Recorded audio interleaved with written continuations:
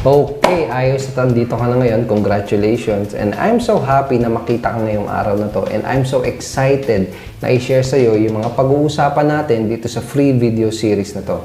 Again, my name is Edward Reformina, author of Sponsor More Downlines and Pinoy MLM Expose eBooks. I'm also the creator of Alpha Attraction Marketing. Nagtuturo at nagtutrain ako ng mga Filipino network marketers na katulad mo kung paano nila gagamitin ang internet para sa kanilang network marketing, MLM at home-based business. And welcome dito sa aking home office and welcome dito sa video number 1. Itong video na pinapanood mo ngayon, ito lang yung part 1 o video number 1 ng 3 free videos na ipapadala ko sa iyo. Yung video number 2 at yung video number 3 ay ipapadala ko sa email mo after ng ilang araw. Kaya wag mong kakalimutan na i-check yung email na na-register mo kanina within this week. Okay? Dahil doon ko ipapadala yung link kung saan mo mapapanood yung video number 2 at yung video number 3. So wag na natin patagalin pa. Simulan na natin tong video number 1 training na to. Dito sa free videos na mapapanood mo, isi-share ko sa iyo yung mga ideas at strategies na natutunan ko kung paano gagamitin at i-leverage ang internet para magawa mong makapag-attract ng mga qualified at ng mga interested na prospects na sasali sa business mo. May hinanda akong 3 videos kung saan ituturo ko sa iyo ng mabuti kung paano mo gagamitin ang internet marketing para i-market at i-build ang iyong network marketing, MLM, or home-based business. And in my opinion, sa panahon natin ngayon, internet marketing ang pinaka-powerful at pinaka-cost-effective na paraan para i-market at i-promote ang kahit anong network marketing or home-based business. Sa panahon kasi natin ngayon, ang laki ng sasayangin mong opportunity kung hindi ka magte-take advantage at kapag hindi mo inaral kung paano gagamitin ang internet para sa business mo. Para mas maunawaan mo ng mabuti kung ano yung power na nasa kamay mo, years ago, napakahirap at napakamahal ng gagastusin mo para maraming mga tao ang makakita ng products at ng opportunity mo. Ano-ano ba yung mga options dati? Mag-advertise ka sa dyaryo, sa magazine, TV o kaya radyo. Alam mo naman siguro kung gaano kamahal ang babayad dyan. So, hindi kayang ma-afford ng mga nagsisimulang entrepreneur at ng mga nagsisimulang networker ang mga investment para market at makapag-promote gamit ang mga mediums na yan. Pero ngayon, dahil sa tulong ng internet at ng mga bagong technology, pwede mo nang magawa na libo-libong tao o kahit daang libong tao pa ang makakita ng offer mo. At pwede mo yung magawa nang wala kang gagastusin sa advertising o kaya naman ay sobrang liit lang ng magiging investment mo kumpara sa kailangan mong gastusin noong panahon dati. And marami ring mga network marketers at home-based business owners ang sinusubukan ng gamitin ng internet para sa kanilang mga businesses. Pero unfortunately, karamihan sa kanila ay maling strategy at maling mga klase ng website ang ginagamit at ginagawa.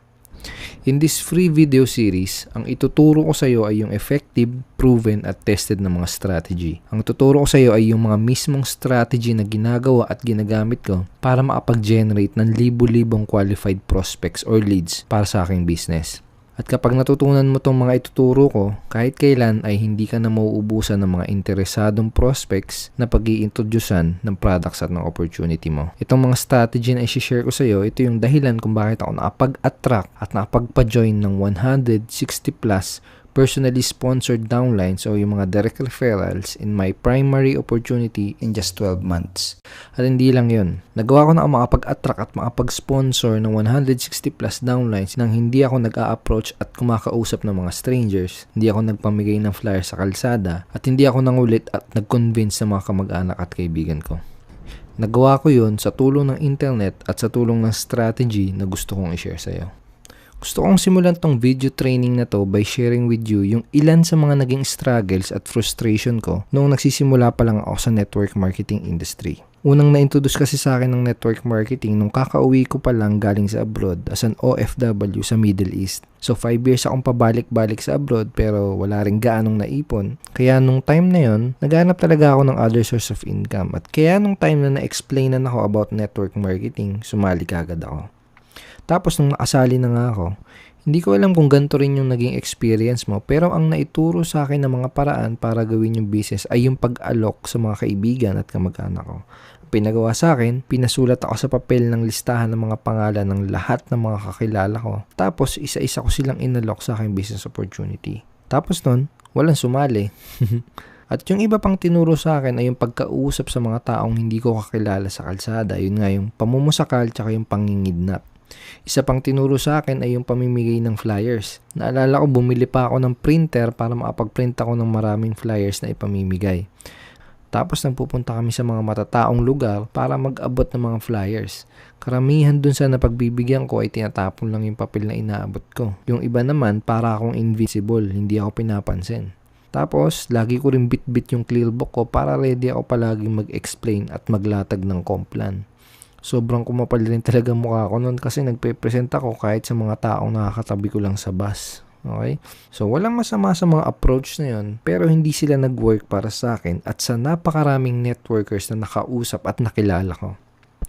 But those approach may work for some people. Kung ikaw yung tipo na nag-e-enjoy sa pagkausap ng kung sino-sinong taong makakasalubong mo sa kalsada, sa malls at kung saan-saan pa, kung ikaw yung tipo na nag-e-enjoy sa paulit-ulit na rejections mula sa mga kamag-anak at kaibigan mo, kung ikaw yung tipo ng ganun, those strategies may work for you.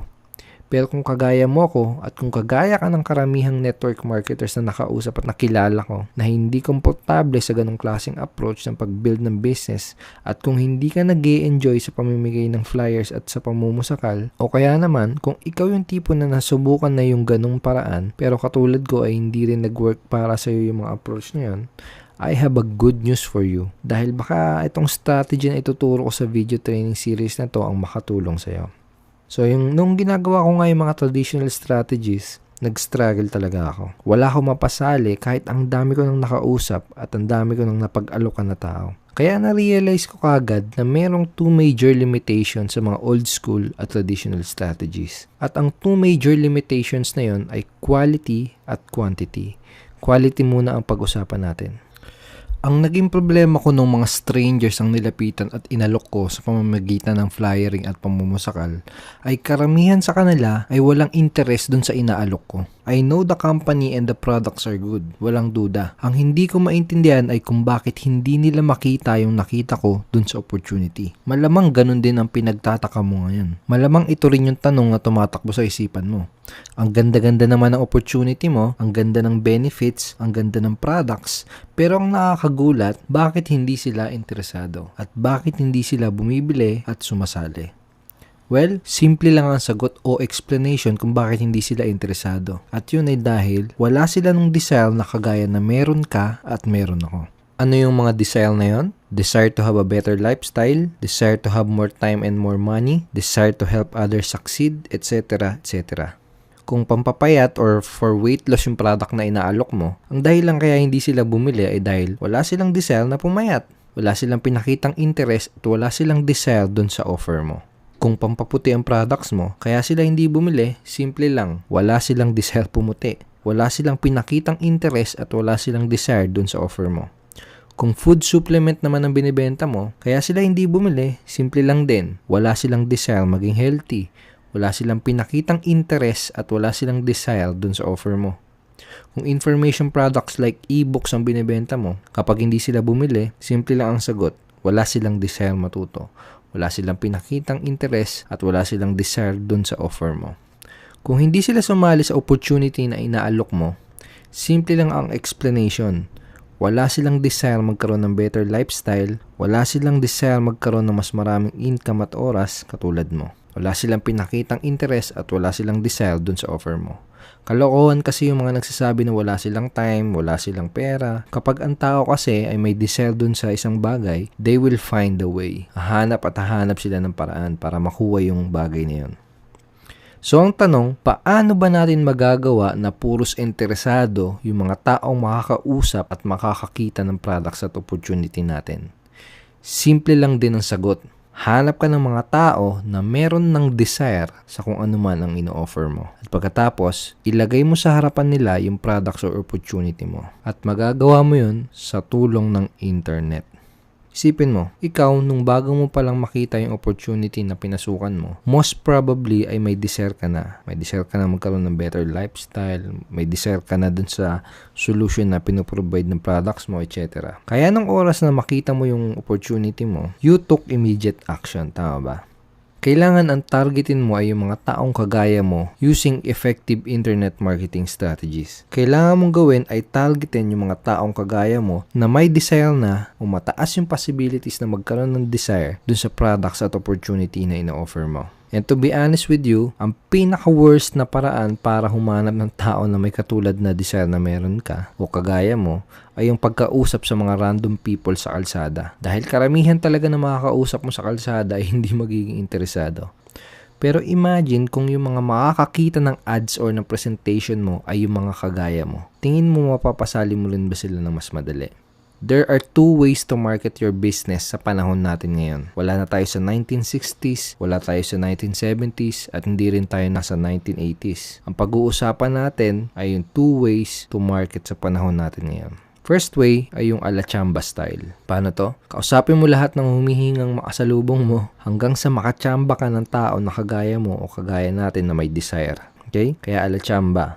Tumachamba ka lang. Parang parang nagsuot ka ng blindfold tapos sinusubukan mo makashoot sa basketball ring. Nagbabaka sakali ka na makachamba. Pangalawang way to market your business sa panahon natin ngayon is internet marketing. And in my opinion, kung gusto mong makapag-save ng pera, oras at panahon, at kung gusto mong maging effective, ito yung strategy na kailangan mong gawin para sa business mo. Ito yung strategy na ginagawa ko, and I'm using the power of internet to locate yung mga tao na may desire kagaya ko, katapos nilalagay ko yung offer ko sa harapan nila.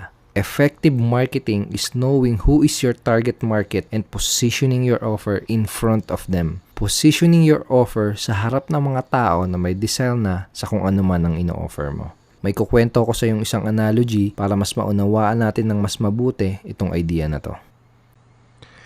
Sabihin natin na itong si Frank at ikaw ay sumali ng iisang network marketing company. Tapos ang product na ibibenta nyo ay tubig na nasa baso. Okay? Tapos ang sabi ng owner ng company ay titignan niya sa inyong dalawa kung sino yung pinakamaraming maibibenta sa pinakamabilis na oras ng product na i-offer nyo. At yung product na ibibenta nyo, yung isang basong tubig, ay hindi dapat bababa ng 500 pesos. Yun kasi yung suggested retail price.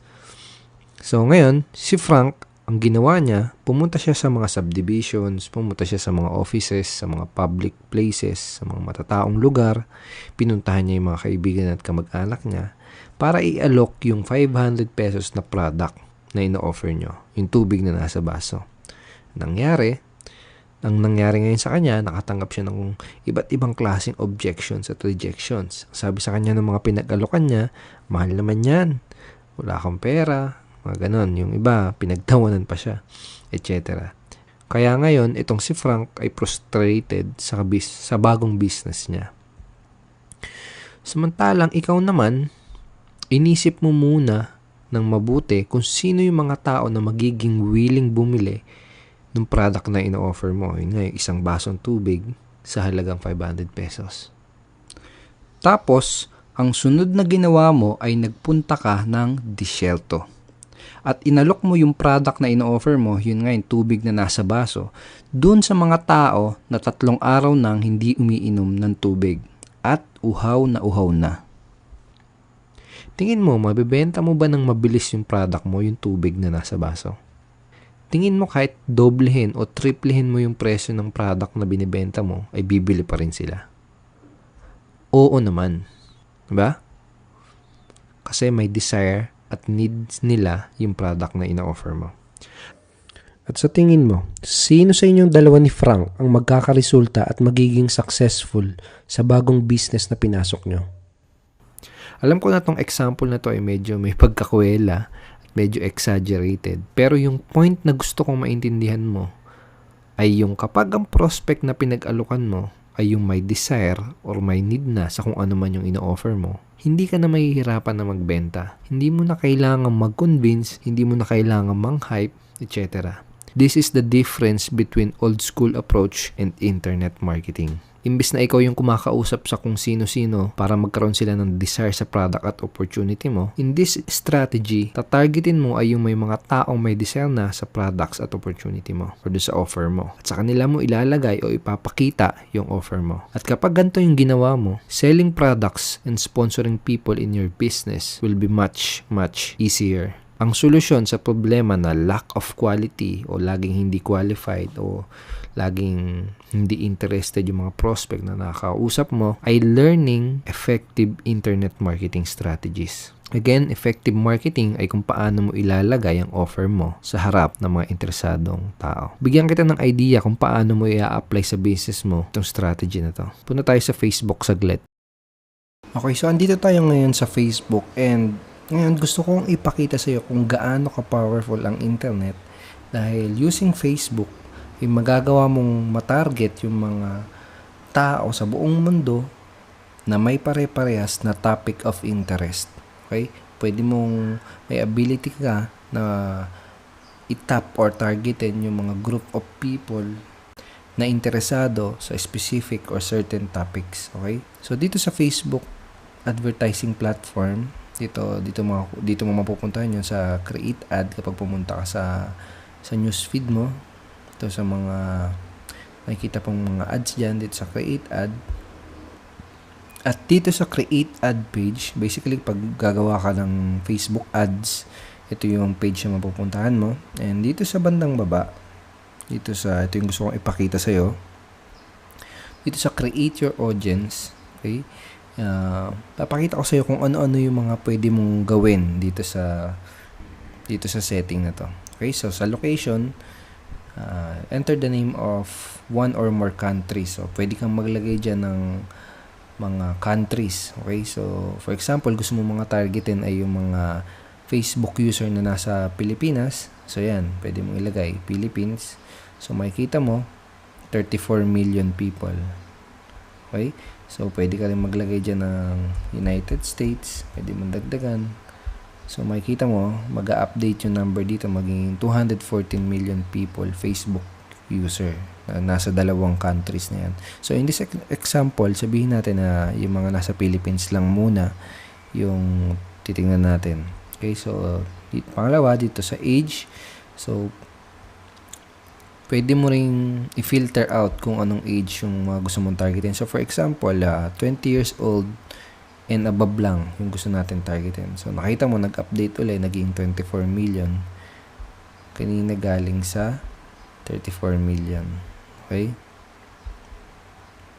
Dito, may option ka din na pwede mong, kung gusto mong puro lalaki lang ito targetin mo, okay lang din. For example, may product ka na pang babae lang, pwede mong targetin is mga puros babae lang. Okay? So, in this example, piliin natin yung all. Okay? And dito, sa bandang baba, may mga options ka rin na itong sa relationship status, pwede mong i-check or i-uncheck yung mga option na yan. For example, gusto mo yung mga single lang. For example, may specific product or offer ka or service na para sa mga single lang. Pwede yan. Okay? So, pwede rin yung mga nasa in a relationship. Okay? So, you get the idea. So, lagyan natin all. And dito, yung pinaka-importanting part is ito. Itong precise interest. Okay? So, dito sa precise interest, pag tinignan natin, basahin natin, Facebook can help you target people based on their interest by looking at things such as the page that they like, okay, sa their interests and activities. Sabi dito, pwede mo daw targetin yung mga Facebook user based on sa mga bagay na pinakita nilang interesado sila. For example, yung mga page na nilike nila, yung mga sinulat nila sa wall post nila, okay, do sa mga post na nilike nila, okay, do sa mga videos na pinanood nila, etc. So, dito sa precise interest, pwede kang mag-type ng mga keywords or markets or niche or interest.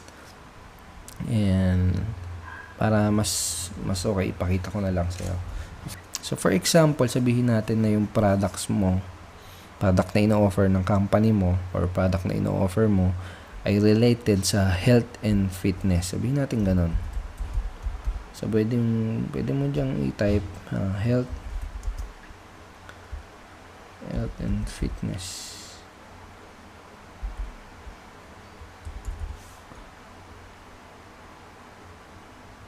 Or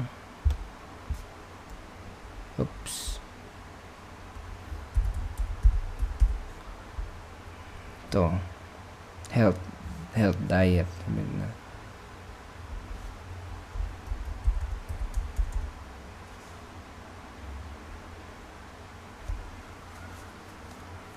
Sabihin natin to, physical fitness. So, makikita mo na dito sa Philippines, okay? Sa Philippines, may 1.5 million na tao dito sa Philippines na 20 years old above ang nagsabi na interested sila sa physical fitness. Okay? So, ganito nag-work yung Facebook ads. Okay? So, sabihin natin na dagdagan pa natin. Pwede ka rin dito sa precise interest, pwede kang mag-type ng multiple interest dito, multiple keywords. For example, lagyan natin health, diet. Okay? So, makikita mo, mag-a-update yung number dito. Magiging 1,720,000 people. Okay? So, imagine, ganyang karami yung makakakita ng website mo or ng blog mo. O kaya, ganyang karami yung kaya mong targetin na makakakita ng opportunity or ng products presentation mo. Okay? So, na-imagine mo na yung power niya, di ba? O, sabihin natin na filter out mo lang yung cities. For example, gusto mo lang targetin is yung nasa Manila. Okay? Para mapapapunta mo sa office. So, yan. Nakikita mo na 178,000 people who lives in Philippines in Manila, age exactly 20 and older, who like physical fitness or healthy diet. Okay? So, ganyan kadami, 178,000 people. Okay? O, sabihin naman natin na ang product na ino-offer mo is skin whitening. Tingnan natin kung meron. Pampaputi. Diba? So, ito, skin whitening. So, makikita mo dito na 62,000 people na nasa Manila. Okay? Yung 62,000 Facebook user na nagsabi na interesado sila sa skin whitening. So, sabihin natin sa buong Pilipinas yung gusto mo targetin.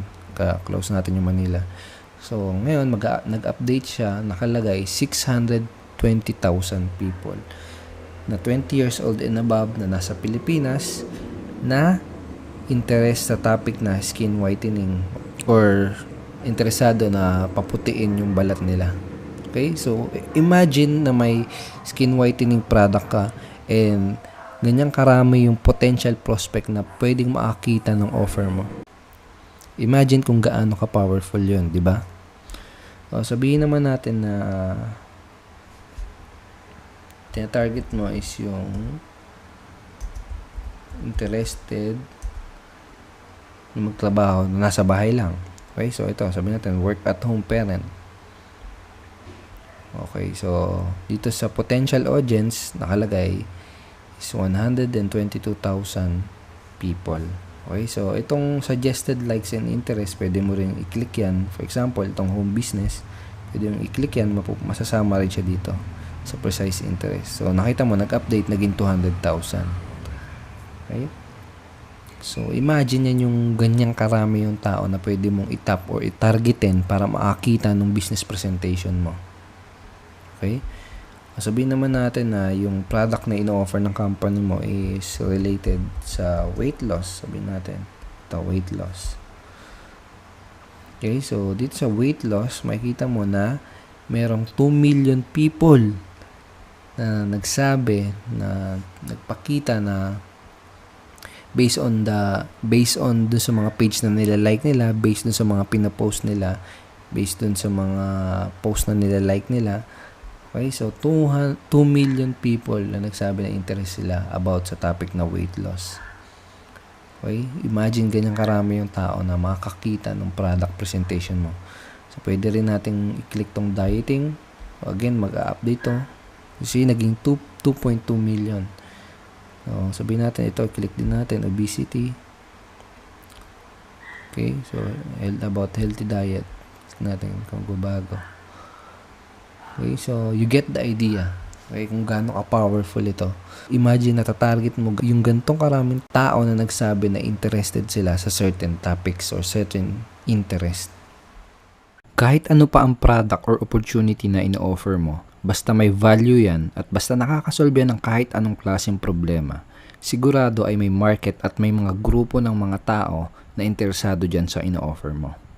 At ang maganda, hindi mo kailangang pumunta sa desierto o kung saang lugar pa para mahanap itong mga interested prospects na to. Sa panahon ngayon, madali mong mailalagay sa harapan ng mga interesadong prospects ang offer mo gamit ang internet. Dahil yung mga tao na may desire sa isang topic ay ginagamit nila ang internet para ipakita na interested sila dun sa bagay or sa topic na yun. Nagsasearch sila sa Google tungkol sa topic na yun, nagla-like sila sa mga Facebook ng mga fan pages, books, posts na related sa topic na yun, nanonood sila sa YouTube ng mga videos na tungkol sa topic na yun, nagbabasa sila ng mga blog posts tungkol sa topic na yun, etc.